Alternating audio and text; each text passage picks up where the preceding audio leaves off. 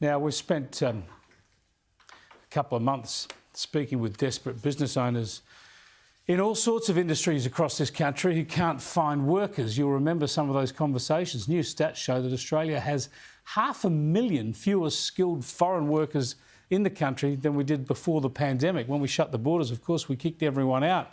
Matt Kean is the New South Wales Treasurer. He's pushing the Albanese government to stamp the passports of thousands of overseas workers in order to help the labour shortage. He joins me now from the Sydney CBD. Good to talk to you again, Matt.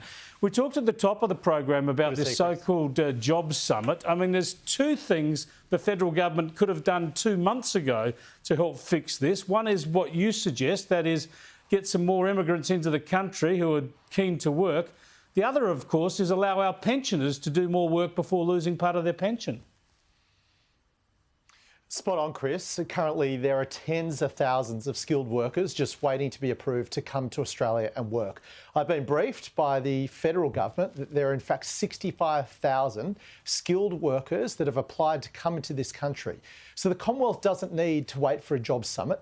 It doesn't need to ask the unions for permission. It doesn't need to wait for the October federal budget. It needs to start stamping passports today. The small businesses who are crying out for help deserve this urgent help right now. We're facing a worker drought right here in New South Wales, triggered by a shortfall of around 304,000 employees by 25-26 financial year. COVID-19 has exacerbated a number of existing skill shortages and created new ones. But migration settings are key to addressing these labour shortages. The federal government needs to stop talking and they need to start stamping passports, Chris. Yeah, but this is all about theatre, isn't it? They're going to announce doing that after their job summit, and it's going to be the same with pensioners too. These are two things it's very clear the government's going to do. They're just delaying the action because they want to pretend that their job summit comes up with an idea. Well, that's exactly right. I mean, you know, the Job Summit has an important role to play. It would be a good venue to address long-term skills reform and productivity boosts, and that's all important. But what we need to do is focus on things that will move the dial now. As you said, ensuring that everyone who wants to participate in the economy is able to do so, including our pensioners who are currently penalised by our tax system if they work more hours. We need to be incentivising them to participate in our economy. So too, do we need to change our migration settings. Our small businesses are crying out for help, and they're crying out for that help right now. And we know there are 65,000 people waiting at the door to come into the country and address this skill shortage. And the federal government can start dealing with that issue by stamping passports right now. Yeah, they shouldn't waste another day. Now, you mentioned some good might come out of the Job Summit. There's a line in there about the topics it's going to address that you'll like. It talks about all the job opportunities, these magnificent green job opportunities in renewable energy and saving the climate. Now, this is fanciful, isn't it? What our industries need, especially in manufacturing, they need reliable, affordable energy, and that's not what we're giving them now. We need reliable, affordable energy across New South Wales, indeed right across the country. We need to make sure we're building the new capacity that's going to power our economy and drive down household bills. That's what we need to see. So we don't need to hear talk about these things. We need action. We've got a plan to deliver new capacity into our energy system right here in New South Wales. But we need a mechanism to ensure that existing generations, so our coal-fired power stations, they don't exit the system before you've built the replacement capacity. But the problem is this has already happened. Those solutions. The problem is going down this path so far in Australia has left us short of baseload reliable power, has forced prices up, has undermined our energy reliability, and we're going to go down under Albanese and your own plans further down this path. Don't you ever stop and look at Europe right now and say, this is our warning not to go down this path. This is our warning to take stock, take breath and make sure we have enough energy.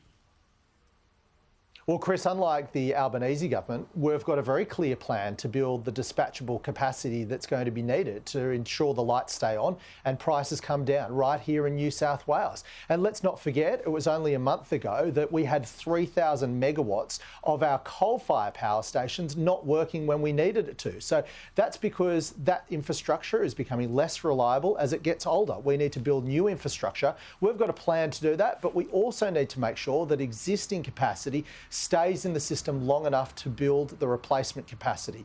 And we need to be working with the Commonwealth, indeed the other states and territories, to ensure that coal-fired power stations don't exit the grid a moment sooner than they ought to.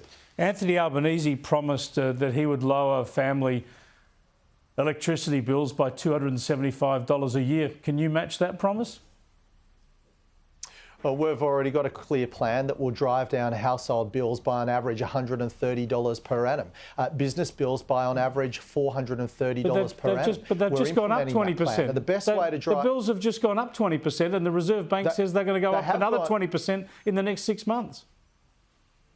Chris, the best way to put downward pressure on bills is to build new supply into the system, and we've got a plan to do that. But what we're seeing is a confluence of events across the national energy market at the moment. You know, we've got a war in Ukraine pushing up commodity prices, the price of gas, the price of coal. We've got unprecedented weather events that, are challenging the system, increasing demand. And we've got ageing coal-fired power stations that are becoming less reliable when we need them to be very reliable. So these events are presenting challenges, but what we've got in New South Wales is a plan to keep the system stable and manage to build the new infrastructure that will put downward pressure on prices while keeping the lights on.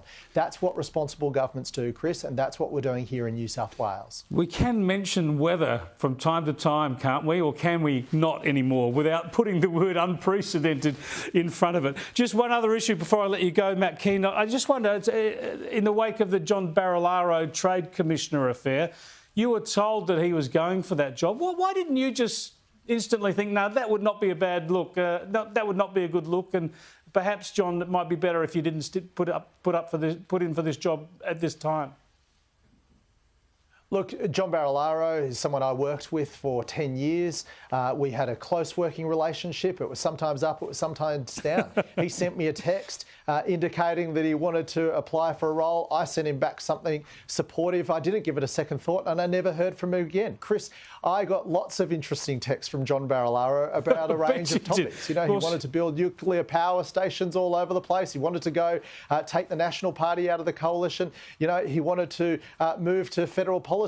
I got lots of texts from John. But you challenged him. But you challenged him on all those things. And I didn't hear it again. You challenged him on all those things. Maybe you should have challenged him on going for the Trade Commissioner's job. Well, again, he sent me a text. I sent him back something supportive. I didn't give it a second thought, and I never heard from him again. There we go. Thanks for joining us, Matt. Good to see you, Chris. Thank you. Matt Kean is the Treasurer and Energy Minister of New South Wales.